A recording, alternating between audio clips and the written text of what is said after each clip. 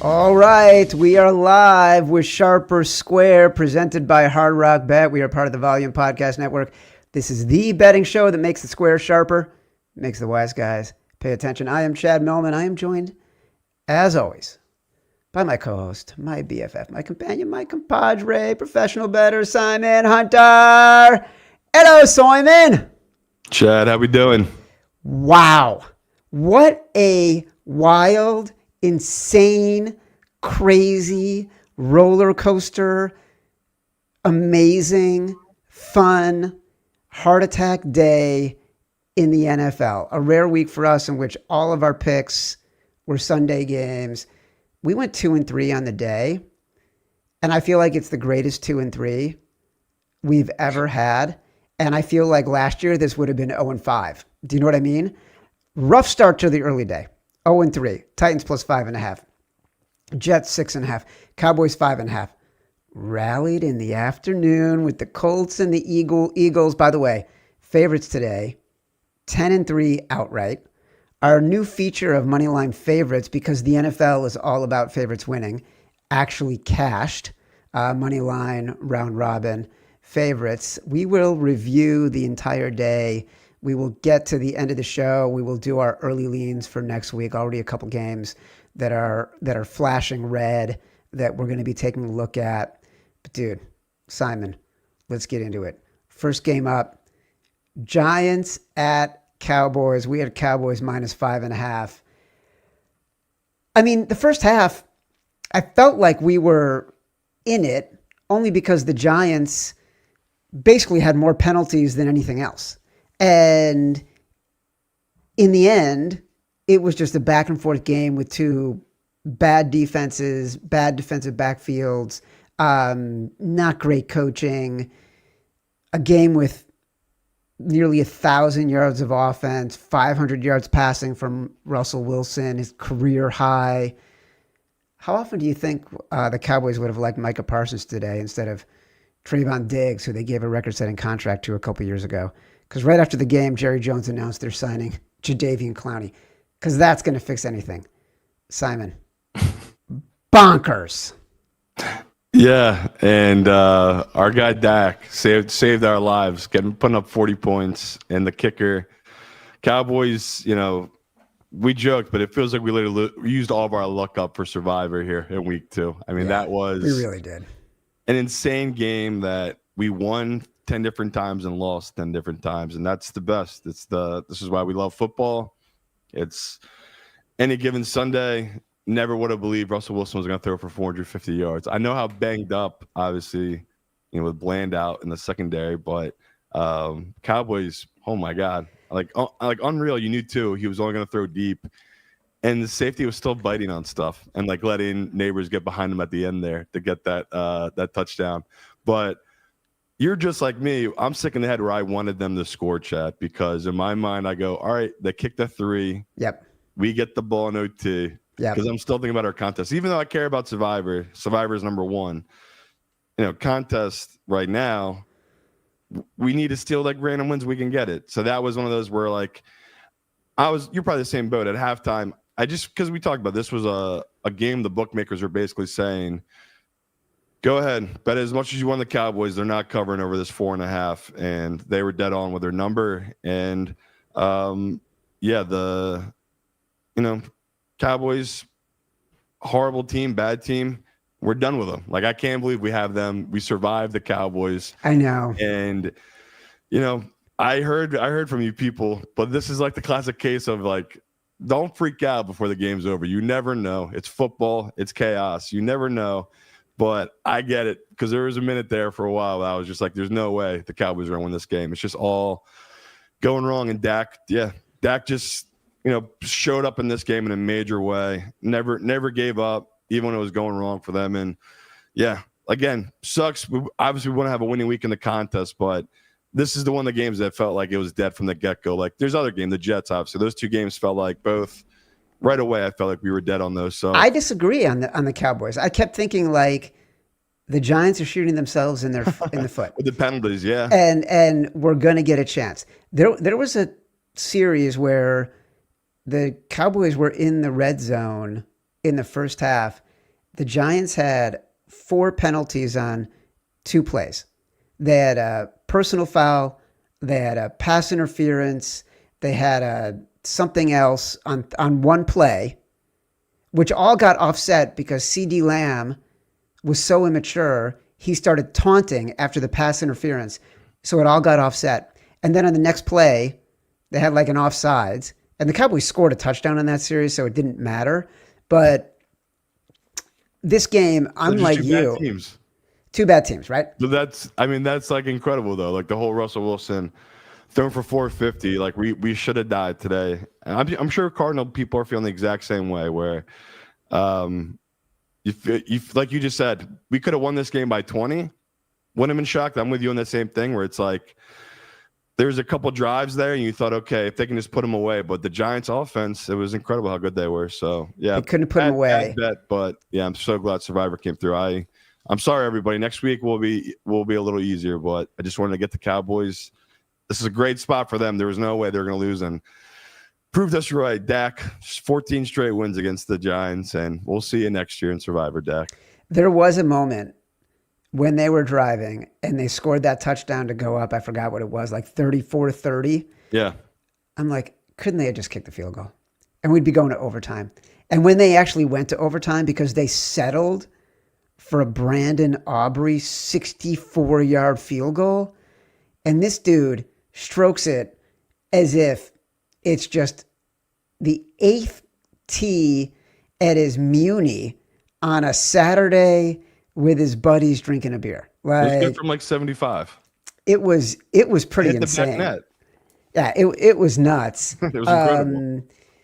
So that game, there were I think 26 penalties for no, I'm not even kidding. Hold on, let me look at it exactly. I think it was 26 penalties for 25 penalties for 266 yards. The Cowboys had 32 first downs. Here's one.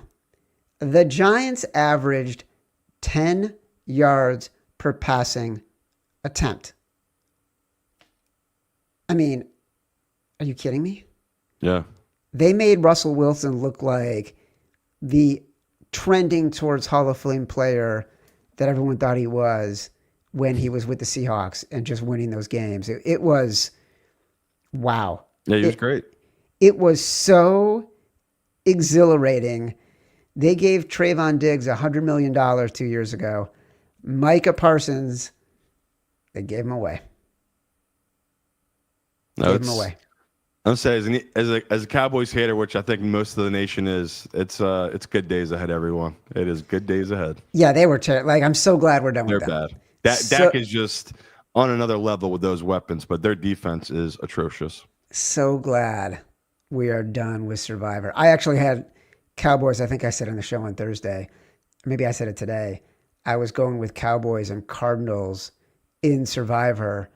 I just wanted them out of the way. I do not have to worry about it the rest of the year. I got, 16 weeks, and hopefully I only got good teams I got to choose from the rest of the year. I'm bummed we lost the game. I'm glad we locked out the Broncos too. Like, we're done with the Broncos, done with the Cowboys. I'm happy on both those. Done with Dak, done with both. That's right. That's totally right. So, and I think I got the Commanders out of the way in the first week because I'm in 2 pools. There you go. Look, I'm bummed we lost the game. I'm bummed we're 2-3. Yeah, terrible bet. But I feel euphoric about how things ended. We'll talk about sort of how we got here in a minute. But Buffalo at New York, everybody was on the wrong side here. Like, this game moved to 5.5 before kickoff. And in the first half, it really did feel like the Jets defense was holding it together, but their offense was incompetent.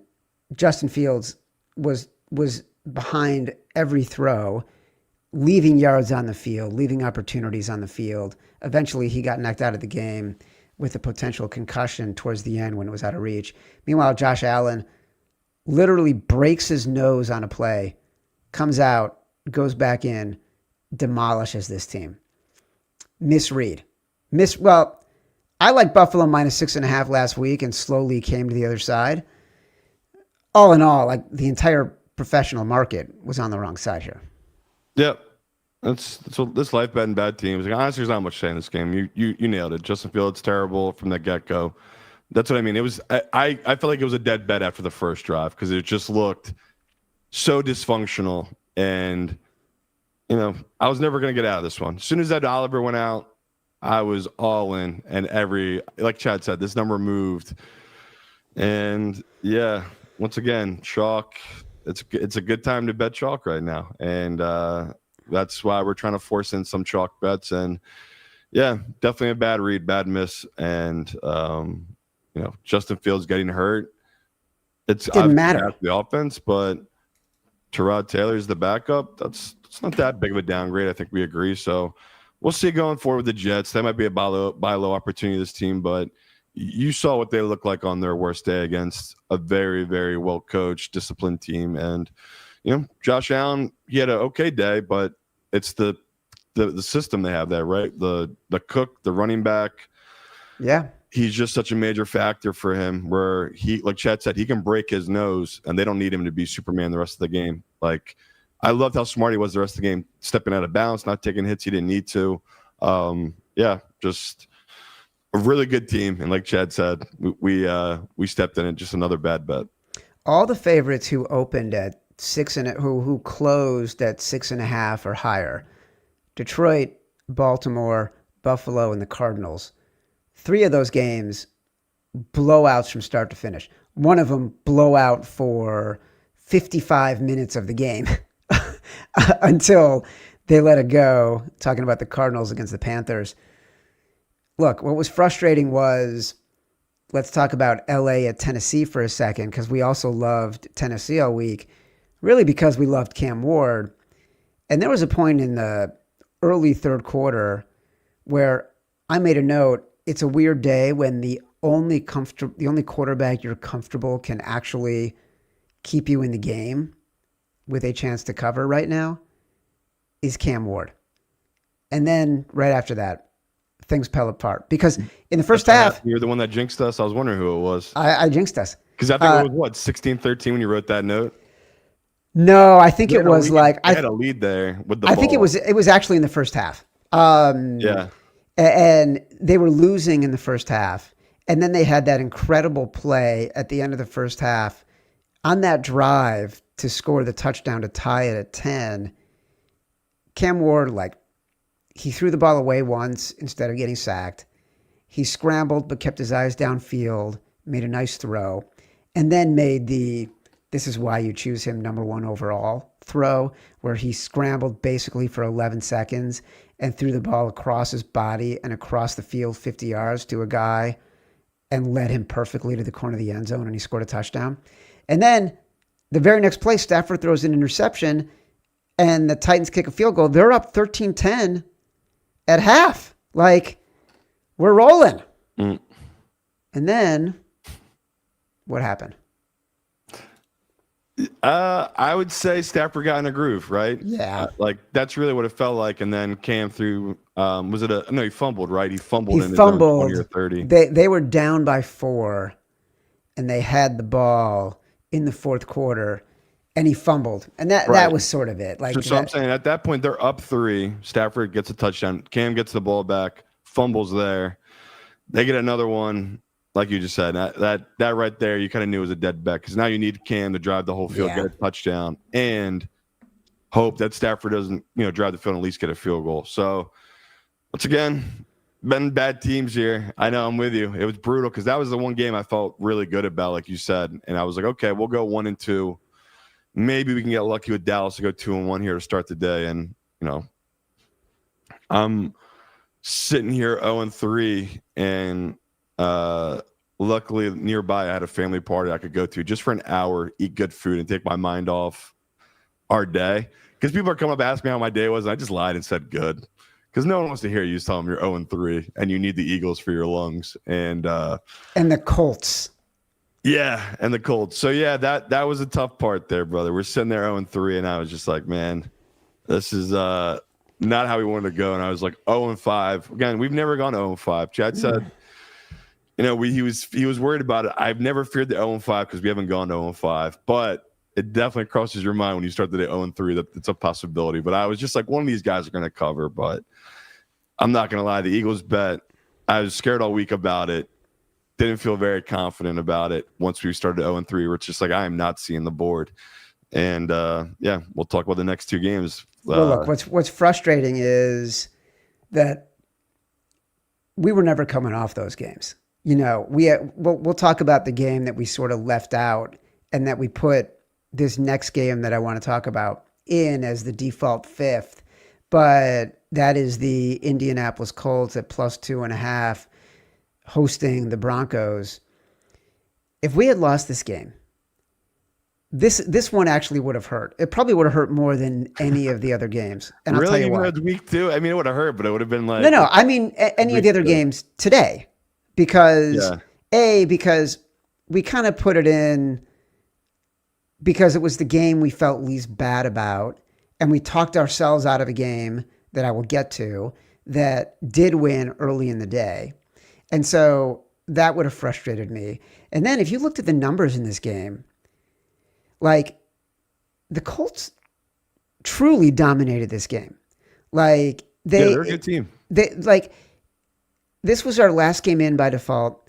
And through like the first 3.5 quarters, I think the Colts had close to 400 yards. The Broncos had about 250. Danny Jones averaged 12.4 yards per attempt in the first half. They had more first downs. They had more time of possession. Their problem was in the entire game, and this was true to the end, they couldn't get the ball in the end zone. They were 2 of 7 in the red zone on touchdowns. And so the Broncos just kept winning because they were scoring touchdowns and the Colts were kicking field goals. And that would have killed me if we lost this game because they played better and couldn't get the ball in the end zone. That's what would have made me upset. Yeah, and that's another case, though, where it's like I love what we do because we're just playing the number on a model, and you're trying to paint the storyline in your mind of how this game will go. And not that I thought the Broncos defense wouldn't show up, but we talked. I just thought they were a little overrated. The Cam Ward did have opportunities. And I was thinking to myself, if Daniel Jones is pretty comparable in this offense, which, again, he showed it today, he'll be able to move the ball against them. And you nailed it, though. The Broncos showed why they're a top defense in the red zone to me. Like, as bad as you said he did, I thought they did what they could in certain spots where, the Broncos are just a good defense. But, between the running back, Warren, the kid they drafted out of Penn State, like there are a lot of weapons. Yeah. Taylor just, he stepped up and Warren stepped up and good bet. Just a game I'm glad that we stuck to it because it was a good number. And, we talk all the time. 2.5. I know it's stupid. I just beat into the ground. But when he missed that field goal, I think he hit the post, the Denver kicker. Will Lutz from 42 yards. 3:15 left. I knew. I mean, it's sick, but I knew in the back of my mind the Colts were going to miss their field goal. And he did. Got the penalty. What was it? The guy jumped over the center, something stupid. I think we were on here, so I don't really know the call, but it's the best. Lined up again. Now the Colts are 2-0. And, I mean, couldn't ask for a bigger win to set the tone for your season against a Broncos team. Like we said, if they win that game, they could be in the driver's seat in their division, right? Like that would have been such a huge win for them. And, again, it's not going to be always pretty. I was betting these dogs, but people saw us this morning. We worked through it. We're trying to find, because there's a bunch of games we like. And like you said, it's weird when we do a show that we tell people what to do on Tuesday. And even if we don't love it come Sunday, we're kind of stuck where it's like, shouldn't we trust what we liked on Tuesday and what the fans have bet on the show? So, yeah, I'm glad I liked it. Glad you brought it up again about putting it back in, and definitely saved their ass going 2-3 with that one at the end there. Yeah, that Will Lutz miss, that was a miracle, and it felt like the gods were smiling on us because we deserved it. We deserved it after a really hard morning. I disagree because the Cowboys game. We should not be alive in Survivor. So maybe that's true. But here's what I love. I think Kenny Albert was on the play-by-play for that Colts Broncos game. And before, they've got this kicker who's, from Notre Dame. I can't remember his name, Spader maybe, and Spader or Shader or something like that. And he's never missed a kick. He's had 9 kicks before today, had never missed a kick, right? So Kenny Albert, no fear. Before his 36-yard field goal early in the game or late in the game, he's like, and he's never missed a kick. And then he nails it.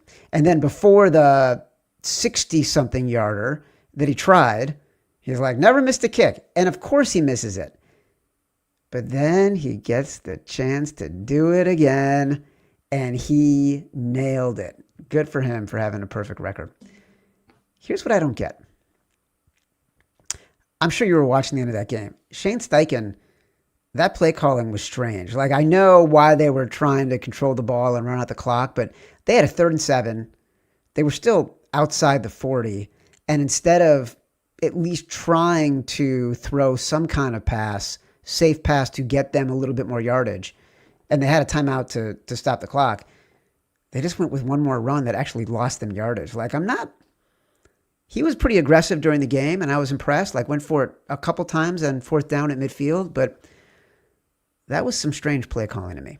It has to be analytics because Dallas did the same exact thing for their kicker.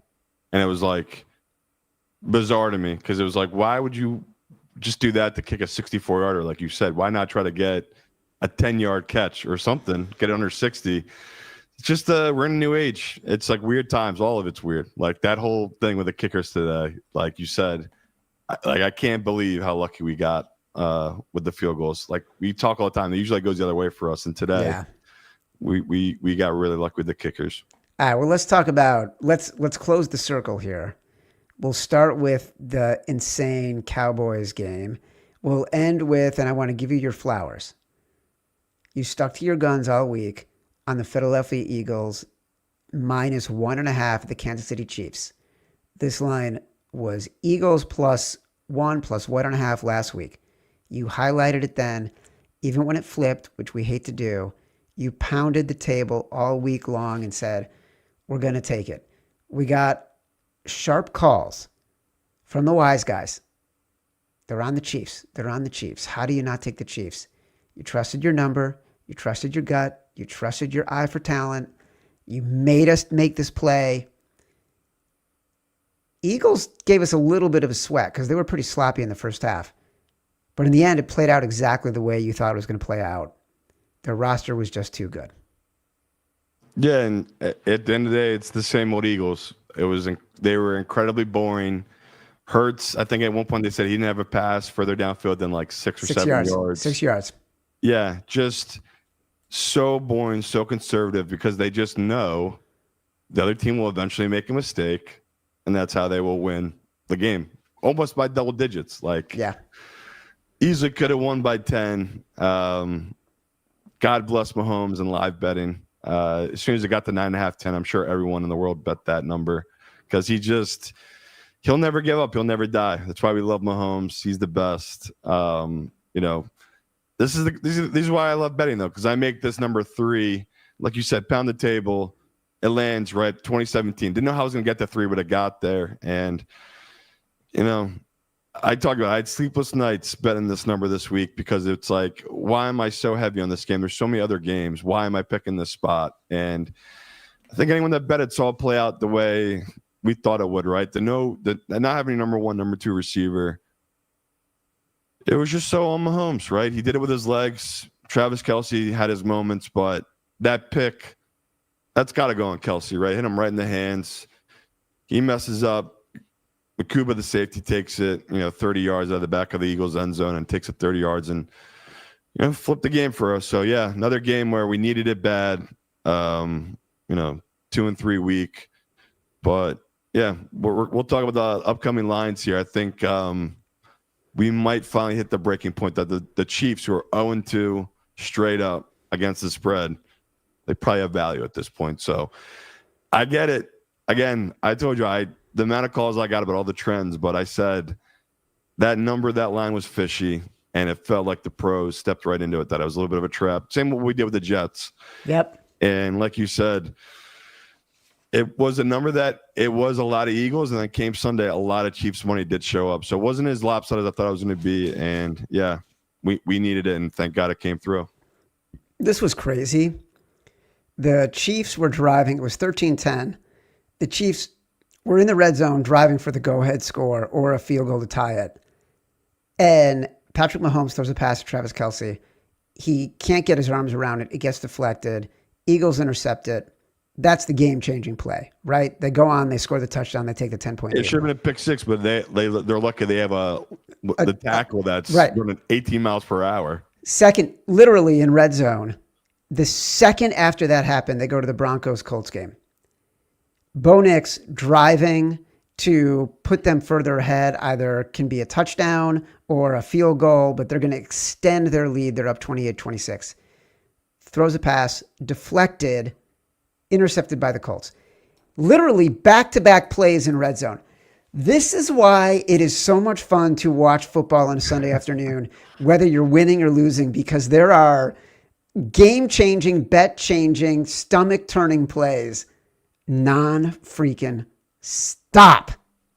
It's the best. Again, there's no other sport like it. I try to explain it to my family over in England, and they've come around, right? Like they have come around. They see what we're talking about, but there's just no other sport that matches what Chad just talked about. There was only 3 games this afternoon, and they all ended up being one possession games, all 3 of them. So it's just the best product the NFL doesn't get anybody. All right, before we get to our early leans and break down a little bit more of the games we left out, let's take a quick moment, hear from our friends at Hard Rock Bet. We are crazy excited to announce our new presenting sponsor, Hard Rock Bet. I don't know if you know this. I've got a very long history of staying at Hard Rock hotels and casinos, including one football season, practically living there, literally. They've always been, to me, the best combination of vibe and fun. Now you can use the top-rated Hard Rock Bet Sportsbook to place your bets all NFL season and beyond. Hard Rock Bet is the only legal sportsbook in the state of Florida and is also available in Arizona, Ohio, New Jersey, Indiana, Tennessee, Virginia, Illinois, and Colorado, with more states launching all the time. You can also play on Hard Rock Bet's online casino if you are in New Jersey. Simon, I know you want to check that out. From here on out, you'll start to see us use Hard Rock Bet Live when we're talking about the games. And everyone knows Simon and I, we have loved getting out and doing live shows. Now we can actually do them from Hard Rock property. Simon, do we see a sharp or square live show from AC just down the road from you in our future? As we gear up for NFL season, sign up for Hard Rock Bet. Make a $5 bet. You'll get $150 in bonus bets if you win. Head over to Hard Rock Bet, sign up, and make your first deposit today. All right. So I'm going to answer some YouTube comments. They're scrolling in right now, so we are going to get to those, a lot of them about next week's games. But a couple things just to finally review. Simon, good for us that we didn't get suckered by the Saints. We talked about it for a hot second this morning. We didn't get suckered all week by the massive Browns line. It would have been a game that we probably would have wanted to play, but it didn't feel right. Felt like a spot where the Ravens were going to crush. You like the Jags. I like the Bengals this morning. Wow. That was a crazy one. Bengals cover. You like the Pats. I like Miami. Pats covered.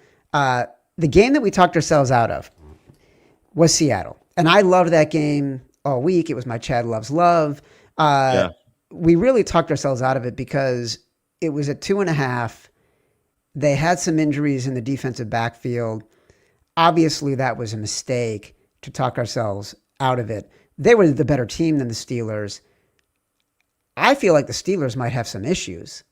And that's going to be a team that we sort of got to think about a little bit as we go forward, because already I'm looking ahead. I don't want to talk about it yet, but like, they're not that good right now.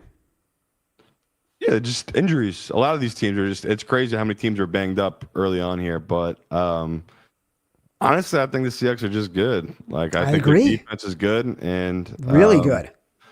Sam Darnold, I guess at the end of the day, is probably their only true weakness, right? Like he's going to be the reason they win or lose at the end of the day. Like they have 2 running backs that are pretty solid and an offensive line that seems like they are just better than what they were last year. But that defense is just really good. And, they got lucky, right? A lot of things bounced their way in that game. But I think, just saying that they were clearly the better team than Pittsburgh that day. And, like you, wish it was 3.5 in the contest. Would have been a no-brainer, easy play. But it was 2.5. We didn't want to force it in on a bad line. And, that was a fun game. I think it was 14-14, and they just rolled them from that point forward. So, Seahawks fans, I'd be pretty excited. Like, your division, I mean, obviously the Rams are really good, but, you never know. That's the type of game you need to win to be a for-real team. And, that was a number I wish we had played, but, yeah, hopefully people bet the 3.5 we talked about this morning. Well, look, at the end of the day, I don't think it would have made a difference. Like the game that it would have replaced was probably the Colts. So we still would have been 2-3, right? We were blind. We were not coming off the Eagles. We were not coming off the Cowboys. We were not coming off the Jets. We were not coming off the Titans. We were locked into our ways. We were inflexible for whatever that means. We liked what we had. So the only game this was replacing was the Colts. So we didn't lose a game by not having the Seahawks in there. That's fair. Okay. Simon says is the Vikings. That game is tonight. Crazy game. Lots of injuries for the Vikings. It's going to be an interesting game.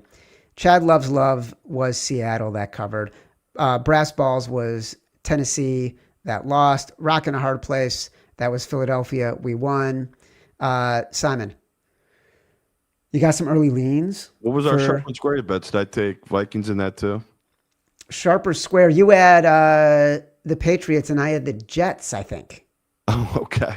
So you were square, I was sharp. Once again, let's go. Yeah, exactly. Patriots, I love it. Well, so I was feeling it on Thursday. That's great. You were. You had the Patriots. I loved them. Vrabel, man. I'm telling you, Chad, you got to get back on it. We love Vrabel. He's our guy. Look, I think so we can talk about it. I was going to look at some of the comments for a second, but then you're bringing it up. So one of my early leans next week, I just foreshadowed Pittsburgh at New England. Opened New England 1.5. Already down to 1 at Hard Rock Bet. Yeah. Not uncomfortable with that play. I am, because I know we're going to want to take Pittsburgh once they're a dog. So we can take New England now, because I agree. I feel like you're right. That's where the value is. But yeah. I'm not saying it has to be a game that we're playing in the contest. I'm just saying early lean, early look. You'll see. I bet you if this gets to 2.5, 2 or 1.5 in our contest with Tomlin, it's kind of a nice spot, honestly, for them. Because as good as New England looked, I told you, Chad, you know my feeling on Miami. That is the dead of the deadest of dead team. So yeah. I like your early read, though. To me, you're right. It was plus 1.5 when we first got on this call. Now they're already down to +1. So early money coming on New England. One of the other early leans I had was the Jets plus 6.5 right now at Hard Rock. It opened at 7, so it's moving in their direction. I don't know that 7. It's back to 7. Back to 7. I don't know if I care that much if it's just all right, let's keep it moving past Tyrod that. You're crazy. You're starting with that one. Here's a question from the audience.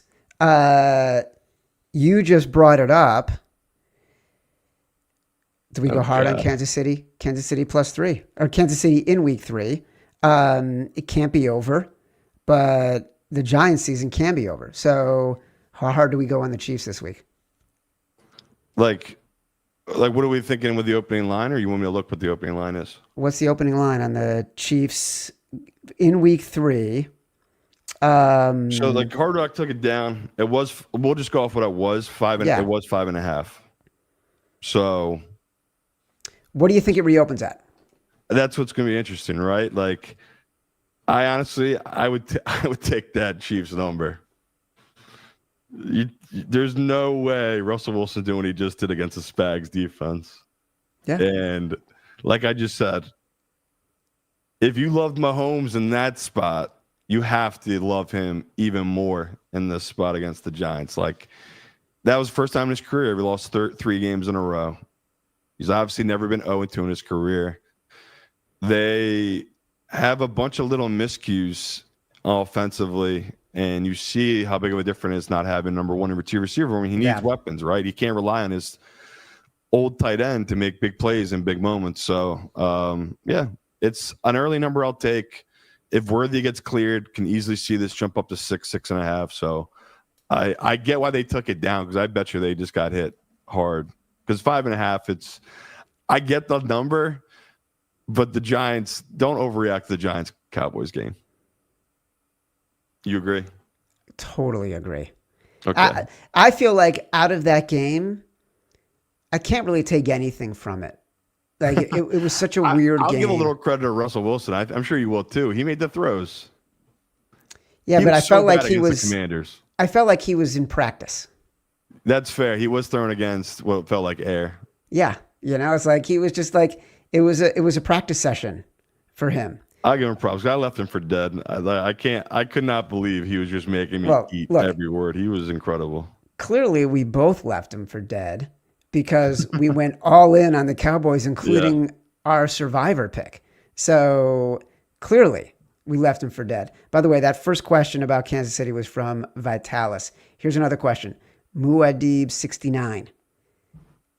Rams money line on the Eagles next week. What do you think?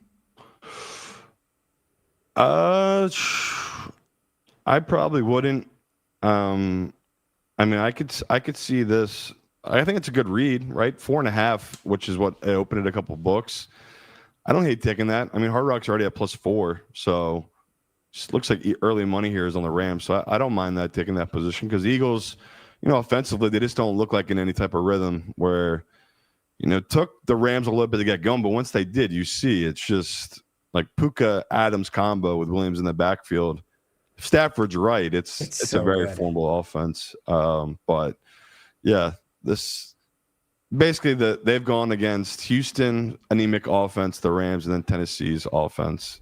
It's a big step up here with this Eagles team. So we'll see. It's a good number. I'll agree with your early read here. I wouldn't do money line, but I would take the 4.5 if you want to grab that right now in the Rams. Looking at the lines right now, I have one more game to bring up, but I'm hesitant to do it. So just give me some of yours, and maybe it'll be one that I like, and so I won't feel like an idiot. Just grabbing it early, and then we'll see how it plays out the rest of the week. Colts are -3 right now at the Hard Rock against Tennessee on the road. If that goes down, okay, great. We'll flip because we want to be on Tennessee anyway. But if it goes up, we have a great number on the 3. There's no way this doesn't go down. Like, to me, this is going up to 3.5, 4. I can't believe you can get -3 right now on this Colts team. And I'll dive in, and maybe they have some weird history on the road in Tennessee. It's like a bad spot or something, because I cannot believe, just from what we see from this Colts team, I know they have injuries in their secondary, but they just seem like a top-tier team right now. And we saw Tennessee. There's so many little poorly coached things they do. Like, there was a bunch of stuff we didn't even talk about in their game of penalties they got, where they were like getting off the field and they would just make these stupid penalties. Like we said, they're just not a well-coached team. So I grabbed the Colts right away on that one. We jumped on here, the -3. Atlanta's -3.5 against the Carolina Panthers. I'm going to grab that one too, just in case. If they light up this Vikings team, this one will go up. Like, that Panthers game is going to throw people off. Yep. Like Chad said, they got all their points when Arizona's defense was, basically banged up in the secondary and playing to prevent defense. And it's just a total overreaction. I can't believe that number is 3.5. It's just everything I've seen from the Panthers. They just cannot stop the run. I mean, they're terrible against the run, their defense. So another early line I'll grab there. And, it's I don't know your view on it, but I just can't see us playing Panthers. Well, it's funny you bring it up, because I did want to talk about the Panthers and the Cardinals, because Bryce Young was great when they were out of the game. And as I was watching this, I was saying to myself, garbage time, garbage time, garbage time. Don't believe what you see. Don't get too excited. He was actually the Bryce Young that we got really excited about in the second half of last year, where he was scrambling comfortably, keeping his eyes downfield, making accurate throws, keeping his team in the game. But the Cardinals rushed for basically the entire second half. All of their defensive backs were out of the game. So I was trying to remind myself, this is not real. It's like a horror movie. This is not real. Right. This is not real. So I agree. Like I'm thinking about Bryce Young for 55 minutes, not for the last 5. Yeah, and it's I joked with you, but I don't know why. I just thought the Cardinals were going to lose that game for some reason. Where I hit the 6.5 on the Panthers. It's just, again, being in sportsbooks, you talk to people enough and you hear what they're saying and you get convince yourself. And that's my issue with that Panthers team is I can get sucked in on it where it's like, I was so glad we didn't have them in the contest because I think they were down 20-3. I'm like, Chad would be killing me right now if I had been like, we got to do it. But where's the upset? I've just been trying to find the upset for Survivor. And, it's just not happening right now. It's 2 straight weeks. Everyone's surviving. The upsets just aren't happening. But, yeah, it's great that our first week doing it, that we went 5 for 5, the money line run robin. And I know people did our 5 and they threw the Ravens in there just to get even more picks out of it. So, yeah, if you like betting chalk on the money lines, you are in heaven. It's just a crazy, weird time right now with the new kickoff rules, the 4th down stuff. It's just the best teams or the best quarterbacks just keep winning for the most part. Last game I want to mention, which I was going to bring up, it's what I was just referencing, and you didn't bring it up, but Steven Martinez in the chat brought it up. Green Bay at Cleveland plus 8.5. I kind of like Cleveland here. I have to take Cleveland plus 8.5. Right? Yeah, but we'll save that because I have a lot to say about Green Bay, and yeah, if you're a fan of that team, drink the Kool-Aid, be all in, enjoy the hype. It's the Packers. Yeah, if you're a Packers fan, totally. You guys deserve it. Like their first 2 games, they look like the best team in the NFC. So, but yeah, again, that game will break down more. And just before we get out of here, if you want to grab Houston, me and Chad haven't really talked about the game that much this week. They're playing the Bucs at home. They're minus 2.5. Their look ahead right now is against the Jaguars. They're +1 against that Jacksonville team that I think is going to struggle offensively against that Houston defense. And if they do beat the Bucs tonight, this could easily flip to Houston being a favorite on the road against Jacksonville. That's how bad they looked against the backup quarterback today. So if you just want to grab the early line, that's where I'm looking for Houston, just in case. Again, I don't have a major position on them against the Bucs because I'm unsure about CJ and their offense. But if they do light them up and win at home, I could see this number moving. So just an early game before we get out of here. The last one, just for TC, who is asking who wins with the Jets and the Bucs. We talked about it. I tried to mention it. Simon made me stop talking about it because I was leaning Jets. We both think the Bucs will win the game. There you go. That's for TC. Final review of the games, just so everyone knows from the beginning. We lost the Cowboys minus 5.5. We lost the Titans plus 5.5. We lost the Jets plus 6.5. We won with the Colts plus 2.5, and we won with the Eagles minus 1.5 of our 5 favorite picks from this morning. Dude, I think we've done it all. We'll be back. This has been Sharper Square, presented by Hard Rock Bet, part of the Volume Podcast Network. Check us out Tuesday to go over the entire NFL slate. Watch or listen on YouTube at Sharper Square. Like this video, subscribe to the channel. Also, download us on Spotify, Apple Pods, wherever you get your pods. Rate, review, subscribe, leave us 5 stars. Feedback is a gift. Until next time, love you.